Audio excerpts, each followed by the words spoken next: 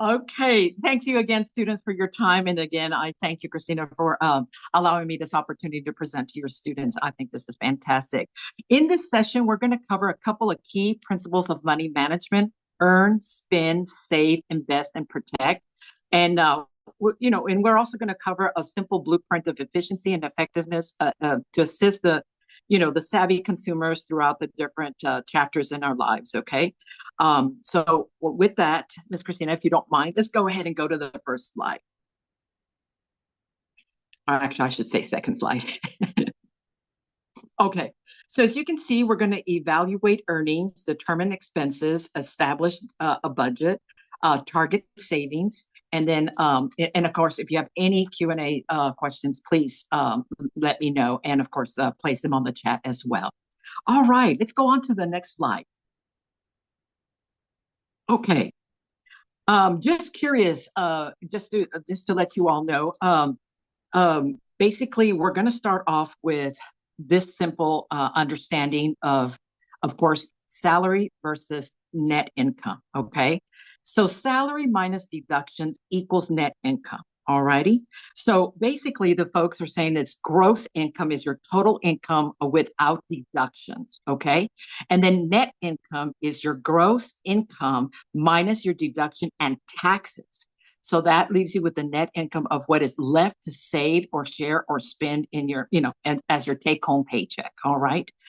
So many people receive income from multiple sources. For example, you have more than just one job. Making a list of all your income helps you plan on, how you're going to save and share and spend your earnings. Regular income is income that you can expect to receive every week, every other week, monthly, or on a regular schedule. Okay. Now, unpredictable income is income that varies in amount or timing. Pay, like for instance, pay from an hourly work can be considered unpredictable, or seasonal income can be considered actually predictable, but comes only as a particular time of the year. So signing on or in your year-end bonuses, also or monetary gifts from families or tax returns are examples of additional income. If you have worked, you'll likely notice that the amount you take home is generally less than the earned income, salary, or wage that you're making, that you're working from. Okay. So with that said, just to let you know that when you're hired as an employee, you'll be asked to complete a W-4 to state your withholdings. Okay. The lower the withholding, the more is taken out in your taxes. Okay. Understand that the best approach for your yearly tax plan, do you want to take out as much or as possible to try to ensure a tax refund, or little as possible to avoid that the government uses your dollars, if you know what I mean by that. Okay. So just to let you know, again, you might see the IRS form 1099. That is actually in reference to gig. There's a lot of gigs out there right now, such as, like, for example, Uber, Lyft. Those are considered gigs. Maybe you might be doing some side contracting work. Those are considered gigs as well. And so those employers, we're going to send you a 1099. So that is also considered self-employed. Okay. Now the W-2, it means that you're an employee obviously to an organization or a hospital, or if you're a teacher, soon to become a teacher, or if you're working at the campus, you'll definitely complete a W-2. Now, those that are working gigs, such as an Uber or Lyft, or there's several gigs out there, right? There's another one called Roadie. Those folks will be giving you a 1099 form of how much income you have earned while working for them. Okay. Now, Ms. Christina, let's go on to the next page. Oh, I apologize. There you go. I didn't realize. I thought the whole slide was coming up. So go right ahead. Okay, go ahead and bring everything up so that we can make sure we cover everything. Okay, great. Okay, so deductions and taxes. Your pay stub or earning statement will likely have different names for sampling of the deductions and taxes are listed on the slide. And our list isn't all inclusive because we aren't, of course, experts, but especially with deductions, companies offer all sorts of options to employees. So keep in mind that this list is from learning purposes, and not auditing your paid stub. Okay. So optional deductions. This is a simple list of possible payroll deductions. Every deduction is determined by your choice of options of your employer. So let me cover something on this slide particularly.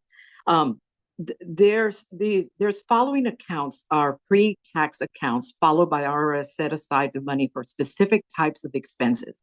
So you'll see the acronym, as you can see, HSA, that stands for Health Savings Account, or you might see the acronym as well as HCRA, that stands for Healthcare Reimbursement Account. If you see the acronym DCRA, that stands for Dependent Care Reimbursement Account, or if you see the initials or acronym again, LPHCRA, that stands for Limited Purpose Healthcare Reimbursement Account. And then, of course, the commuter expense. Now, these deductions, are all based on how you decide to select that when you complete your W-2 form. Okay. So keep in mind, and see that little black square there? It says tax and health benefits, cost anywhere from 22 to 30% of your gross income. Okay. So keep that in mind. Now, your taxes, okay, those that I just mentioned were pre-taxes. Now, your taxes that you're going to see on your, pay stub is going to be definitely federal income tax, Social Security employee tax, Medicare employees, the state taxes, and local taxes. Now, in the state of Texas, we don't charge a state tax, but should you get employment at another state, you want to verify whether or not you will have deductions of state taxes. Okay, like for example, California does have a state tax, and I do believe, well, don't quote me, but I think they might have local tax as well. But keep that in mind when you're getting ready to be employed. If you do not stay in the state of Texas and you wander off to another state because you got a great opportunity, keep in mind, does that state do take out state taxes along with the federal taxes and Social Security and all that other stuff? But just keep that in mind. So, Miss Christina, let's go on to the next slide. Okay, so determine expenses, all right? And thank you, Miss Christina, for prompting that up. So once, if you will, bills start arriving, and so we're gonna, take a look at this, is that you're learning the difference between the needs and wants and the difficult concept of delayed gratification.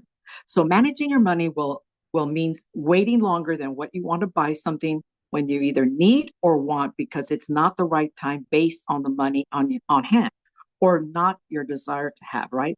So here's a quick rundown of how your income might be divided, okay?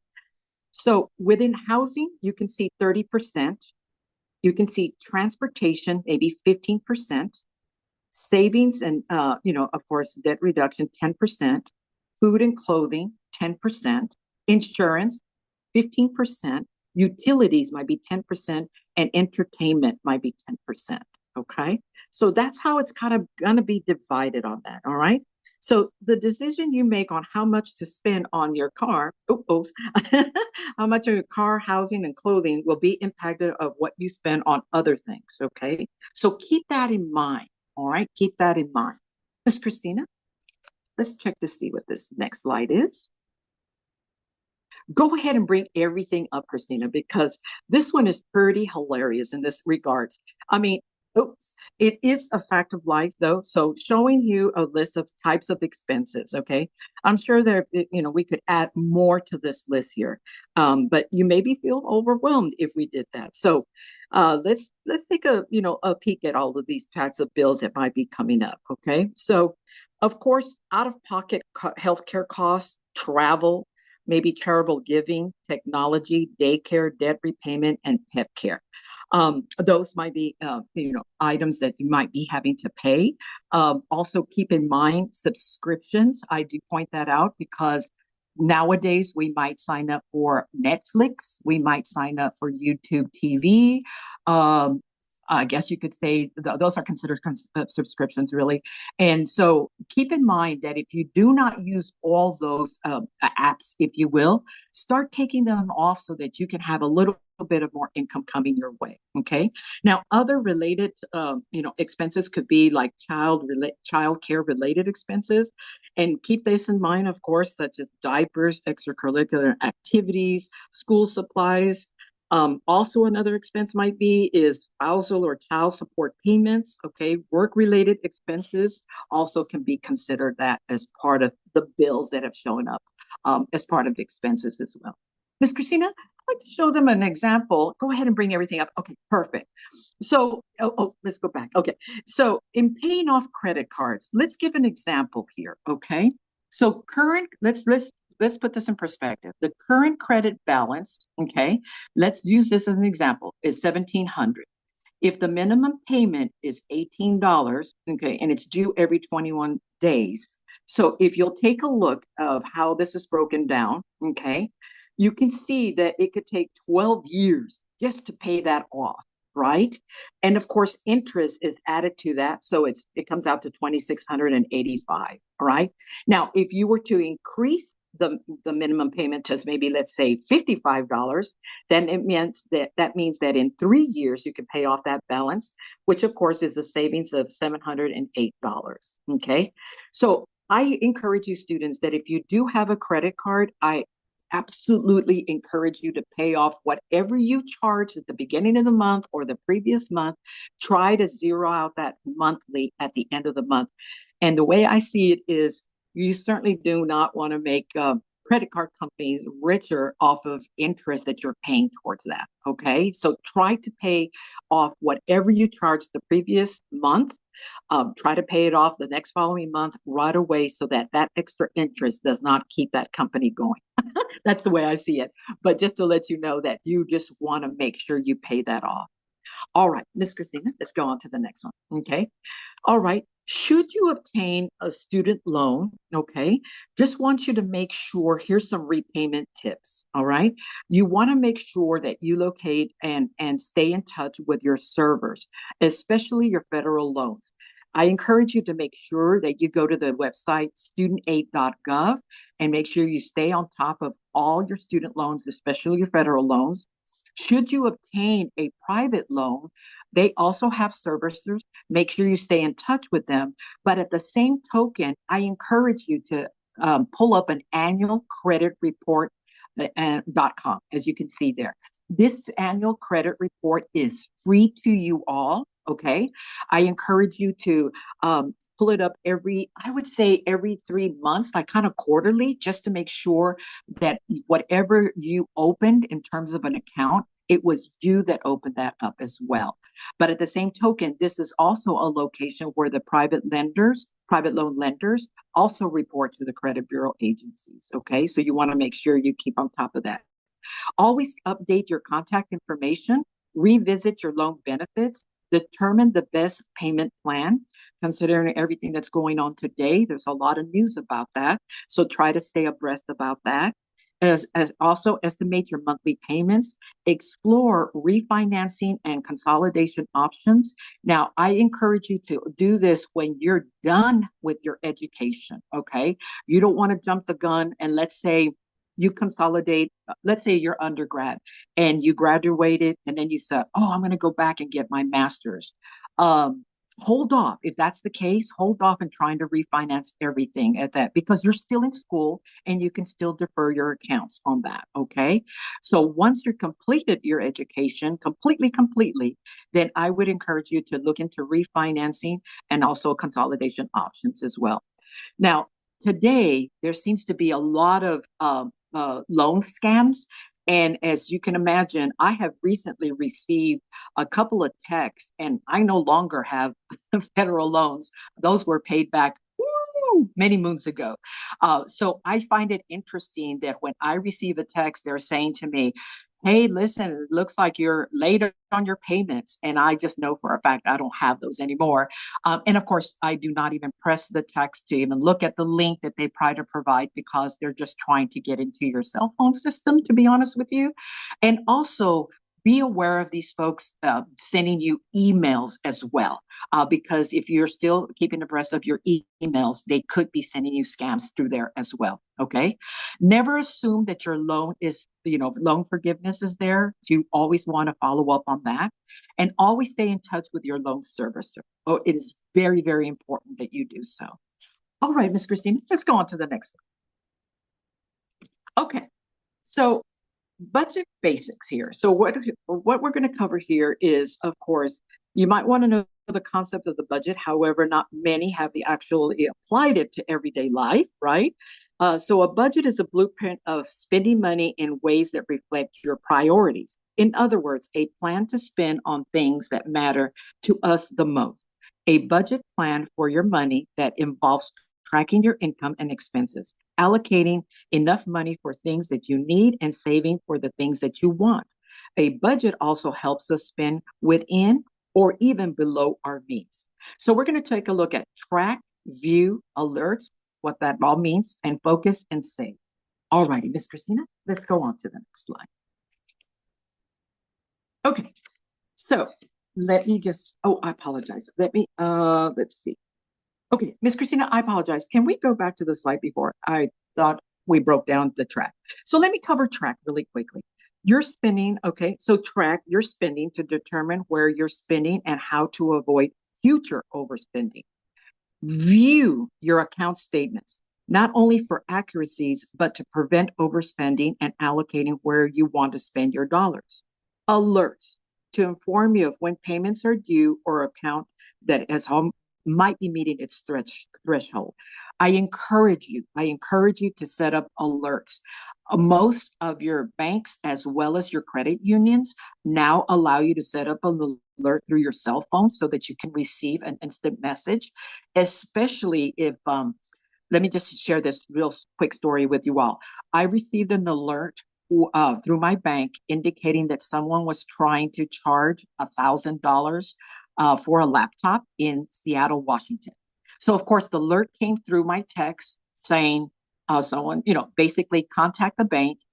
There's been basically a charge for $1,000. We want to confirm that it is you, knowing that I live in Texas. I wasn't traveling to Seattle.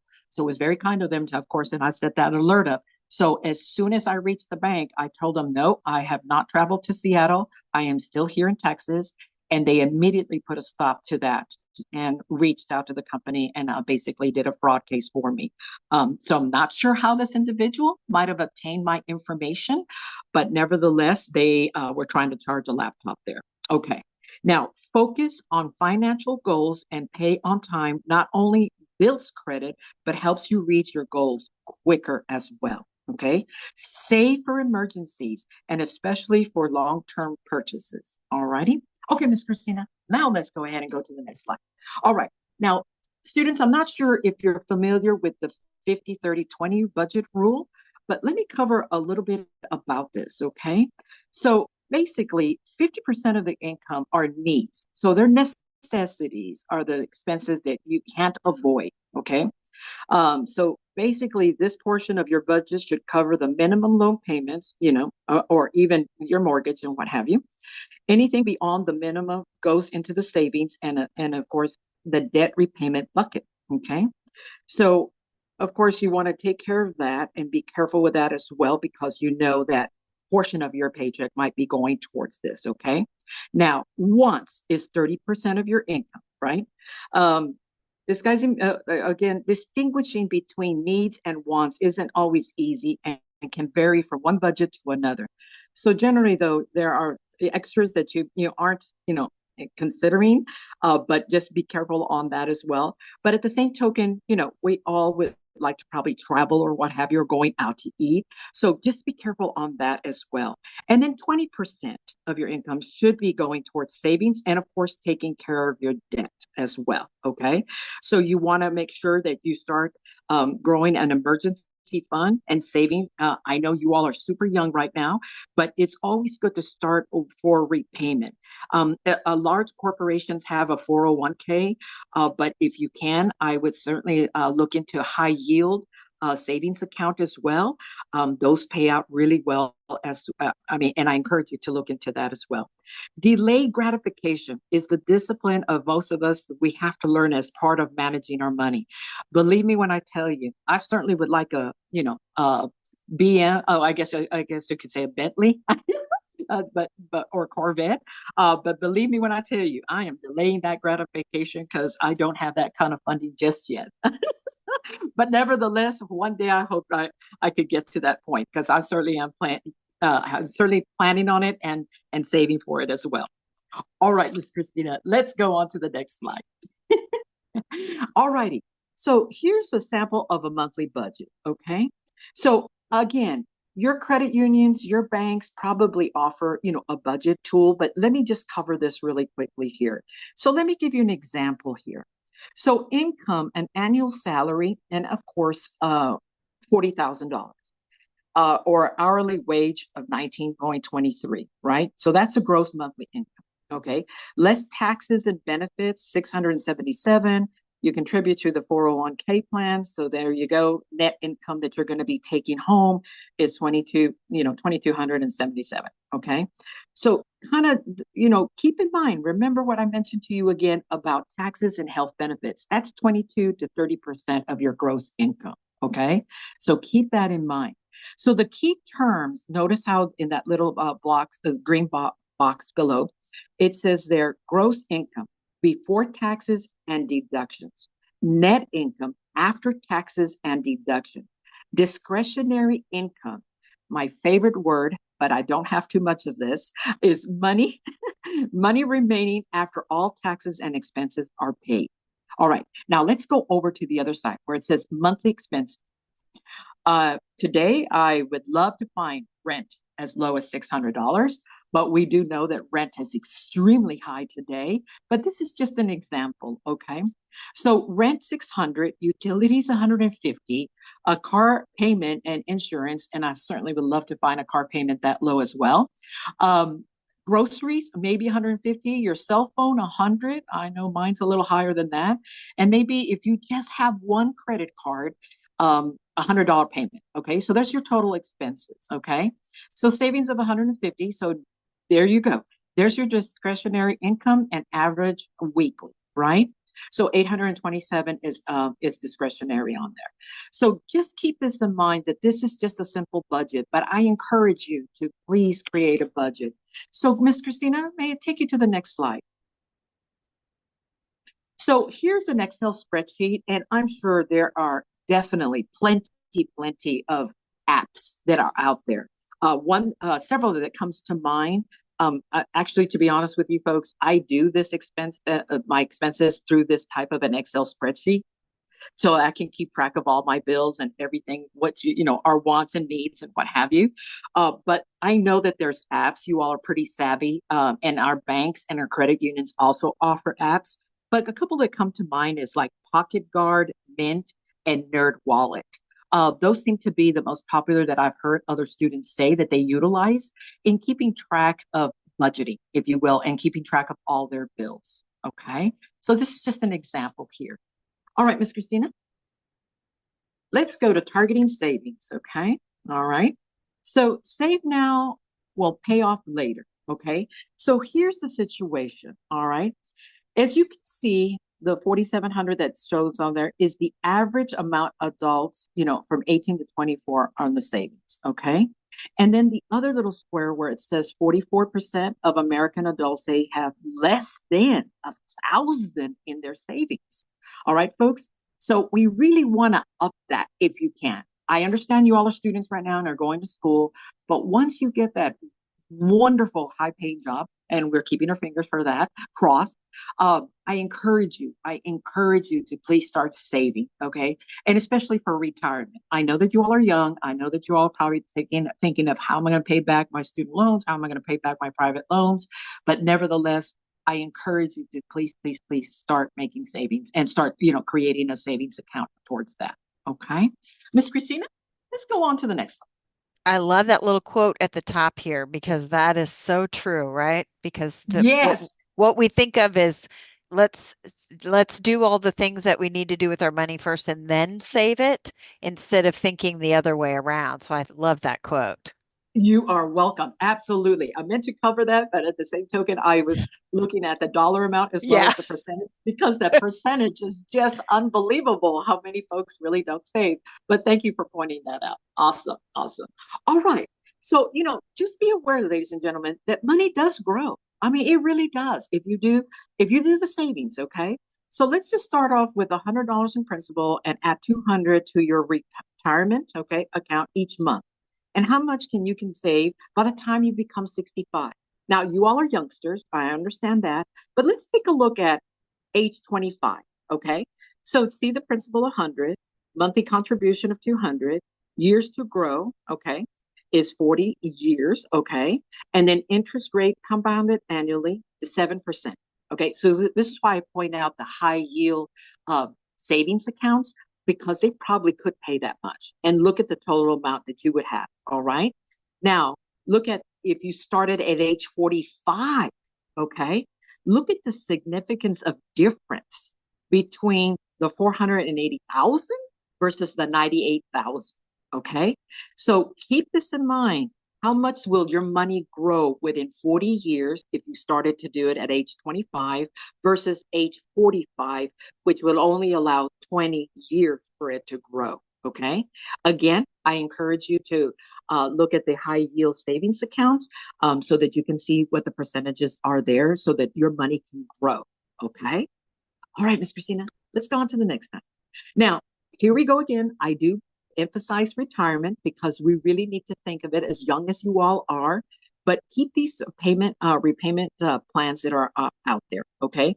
So the first one is individual repayment plans, which are traditional IRAs, Roth IRAs, spousal IRAs, my RIAs, and rollover RIAs. Okay.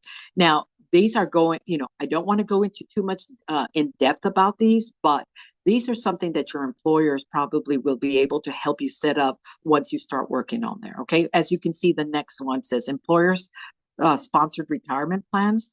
Now, let me just tell you, if you go work for, let me just give an example, Google, or if you go work for Dell Computers, or if you go work for even banks today, okay, or if you go work for any other high corporation, let me tell you, they do a match. So if you open a 401k plan with your employer, they will do a match. So what I mean by that is if you contribute 6%, they will probably contribute 6%.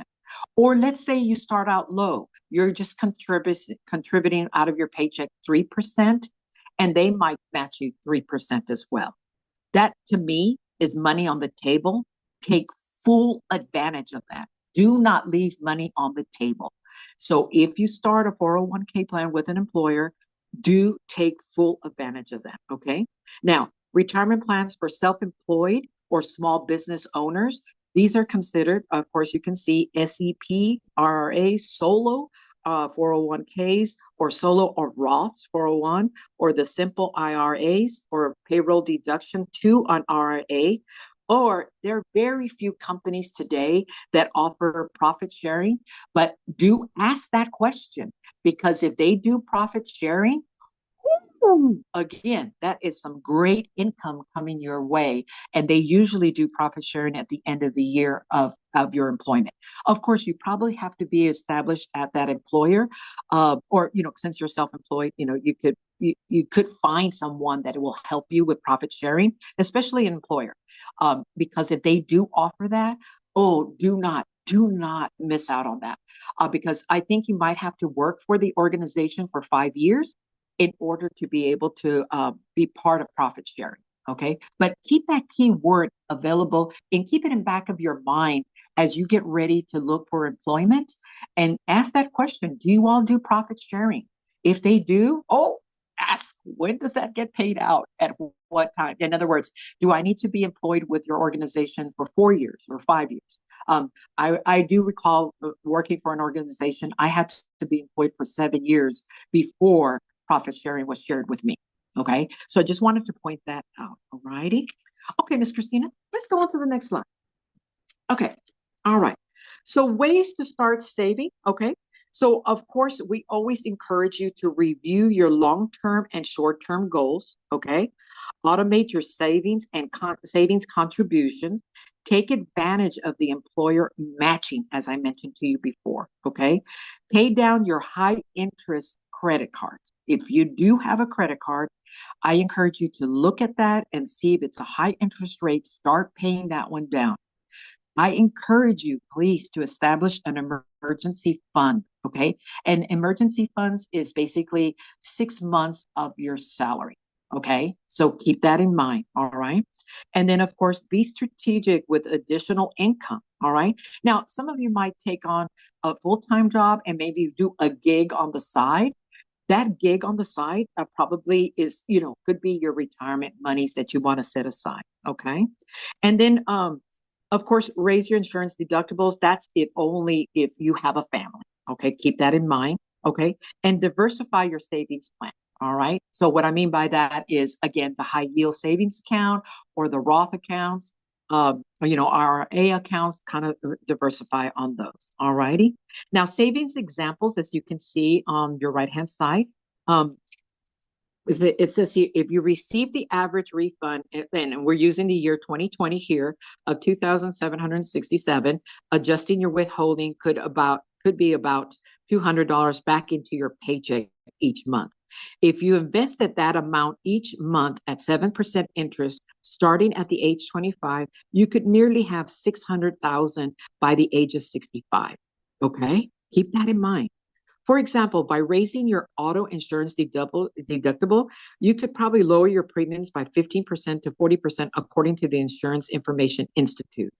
Raising your homeowner's insurance, and now I know you might not have a home now, but keep that in mind. Deductible from 500 to 1,000 could save you 25% off of your premium. Okay. All righty. Miss Christina, let's mosey on to the next slide. Okay. And we're getting close to the end here, so I appreciate your time. And so, how much will you need, right? So, the rule of thumb, as you can see here, saving factors to help you on your journey to retirement. All right. So, we encourage you, obviously, to start even younger than 30. But again, here's the percentages that you see on there up to the 67, age 67. All righty. Now, um, again, consider your retirement needs and the impact of inflation. Now, by the time you all come to retirement, you certainly want to take into consideration any impact that would, impact you, especially with inflation, right? Things that are costing even more as we are speaking today. But at the same token, your future, it could be even more costly. So be aware of that. And then the 1% rule, raise your retirement contribution by 1% of your salary every year. This ensures that your contribution more to your retirement every year, and the changes in your monthly contributions some are minor, and they don't derail your overall budget. Okay, so if you can see here, right off the bat, 1% annual, right? The total contributions 129, balance at age 45, 191. Okay, but notice if you do 5 years, look at the difference there, and then if you don't do anything at all, there's still a little bit of funding there. Okay. All righty. Miss Christina, are there any questions for me? Let me unmute myself here for a second Okay. and let me Sure. see. I'm going to stop sharing and I'm going to go back and check our questions because it looks like we might have a couple good questions here. Okay. Great. Oh, somebody was asking if they can take screenshots. Well, I hope you certainly did during the presentation. I'm sorry that we got to that question a little late. I was trying to use multiple screens here. And Yeah. um, the student also asked if they could have a copy of the slideshow. Is that Okay. something you would be Yeah. willing to do? Miss Christina, I sent you a PDF. Please follow Yes. me. You can share that with the students. Absolutely. Awesome. Absolutely. Yes, ma'am. Awesome. Okay, Yeah. very good. Well, I will have a list of students that attended and we'll be able to provide that Yes. information to them Awesome. afterwards. So this is Okay. great. Does anybody else have any questions for Michelle that they would like to ask? There's so much good information in there. Um, I think if I go back through, we did have some students say, so the question that I asked them in the beginning was, what Sure. is one financial concern you have right now? So we got student loans, obviously, and you did address Yes. that. So that was really great Yes. about, Yeah. always the one thing about loans that you mentioned at Yes. the very end there was keeping in touch with your loan servicer and how important that Yes. is. hmm Very much so. Very much so. Even if you move to another state, you always want to keep your address and phone number up to par. I know that a lot of us keep our cell phone number from the state that we're in, right? Or the city that we're in. And we move to, let's say, hypothetically, New York. Of course, that is, area code is totally different from Texas area codes. But still, your servicer needs to know exactly where you're at. And especially if you're trying to, ask questions, or if you're trying to add a deferment to your account, or if you need to do a forbearance for the future because some kind of little crisis came up. You always want to stay in touch with your server, that lender servicer. Yeah, definitely. Loan servicer, definitely. Yes. And then we had some just having enough money was a concern that somebody has right now. Yeah. Um, Trying to get a high enough income to pay off expenses and debt. Do you have any Yes. strategies for that, Michelle? Oh my gosh, you and I both, right? I know, I know. Right. That is As I definitely a skill. Exactly. And I did mention that I know that we really don't want to overdo it, especially if you're going to start a family, is those side gig jobs. There's so many of them, and a lot of them do, you don't have to be an Uber or Lyft driver, but you can probably do something remotely from your home computer. I say home computer, you can work from anywhere on your laptop. But you can also look into that. I mean, you might get that great job, and it might not still be enough income, but nevertheless, maybe additional income by working remotely for another organization, as long as it doesn't cause a conflict. You know what I mean? So, yeah. Yeah, no, that's great. That's great. Not being able to budget effectively, somebody talked about, which you did address, and I do think that that's a challenge for most people, is to Yes. figure out what to do, especially when you go from college and then to your first career job, and now you're Yeah. making all of this money, which Right. was more than you've made before, and now how do I manage that? I know I had that problem personally as a young person. Yeah. Yes, ma'am. Me too. Yes, ma'am. Me too. Definitely. But the way I saw it is basically is I didn't have this kind of cash. So after I paid all my expenses, like rent, car loan, insurance, uh, I guess any other expense that I might have, like groceries and stuff like that, that extra cash went automatically to savings, automatically. Yeah, So I that's did, that's good. yeah, I delayed gratification big time.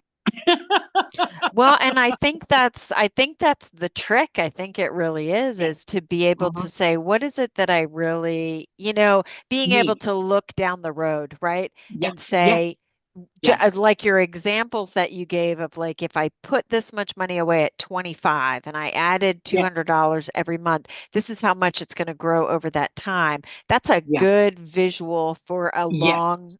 long-term Yeah. goal, right? Absolutely correct. Absolutely correct. Yes, definitely. Definitely. Yep. And then And somebody, yeah, go ahead. yeah. Go ahead.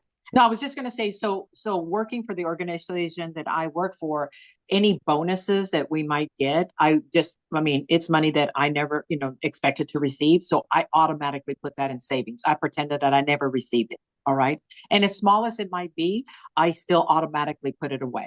Or if I received a merit raise, meaning, an increase in salary, that difference, I still, the day I got hired is the salary that I kept, and any increases that I received throughout the years, all that cash was put away. I Wow. pretended like I still lived with the salary that I was hired with.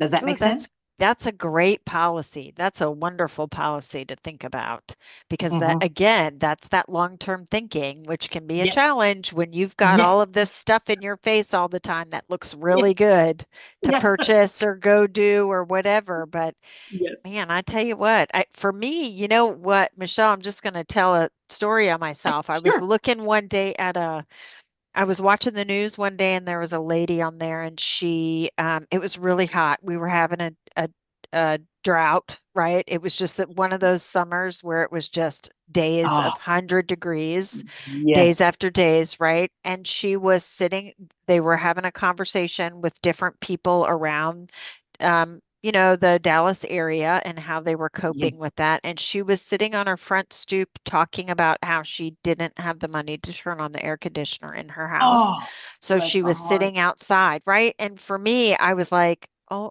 my goodness.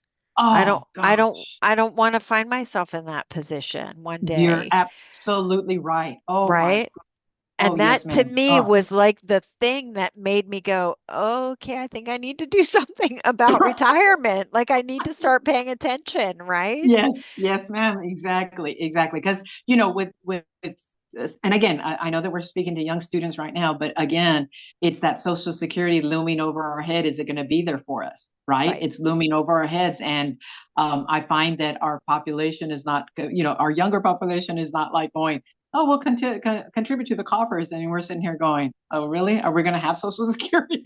Right, right. Yeah, That is a concern. If you're watching the news or paying attention to the yes, financial pages or anything like that, that is yeah. definitely, Definitely, yeah. definitely. Oh, bless her heart. I can't believe that. Oh, Yeah, goodness. Yeah. right. And Yes. so we had one other student that mentioned paying off college debt and investing. Yes. So, Absolutely correct. Yeah, definitely. And I would look very carefully with investing. There's great companies out there. I'll just name a few, like Charles Schwab and Fidelity. Those folks are legit. They've been around for a long, long time. And I would look to see, I don't, for sure, when you're getting ready to invest, you want to make sure that if you do go to a reputable company, what are the fees are going to come out of your monies that you're going to invest. Okay. But keep that in mind. Yeah. If there's any kind of fees that you're going to invest, even if you even think of, Bitcoin, I know kind of died down a little bit, but it's my understanding to get investment with Bitcoin as well. There's a fee in order to join them. Yeah. So keep that in mind. yeah, when I talk to an investor, I said, because I don't understand most of what they're saying, I just Yeah. say, hey, talk to me like I'm six, right? I Like love I it. I need love you it. to Yes. really break it all Yes. down for me because Yes. that Yes. a lot of that stuff is very challenging to understand. And if you're starting Believe me. from the beginning, I Yes. need you to just talk to me like I'm 6 years old and I will get it. Yes. Yes, ma'am. You got that right. I love it. Oh my goodness, absolutely. All right. Well, we don't have any more questions, but Michelle, I cannot thank you enough. And I am so very sorry that we had all those Don't gaffes worry. in the beginning, but I'm glad it worked out and you got your I'm glad it did. presentation in and we had participants and Fantastic. no, it was wonderful. Thank you Oh, so much. no, thank you. It was my privilege to do this, and I'm so glad that the students were very attentive and asking questions. So I appreciate that as well. And you all take good care of yourselves and for your students, have a great rest of your semester. I know finals are coming up pretty soon, Yep. so I wish you well. Yep. All right, everyone. Thank you so much. Take care, Thank Michelle. Take you. care, everybody. Take care. Bye. Thank you. Take care. Bye bye.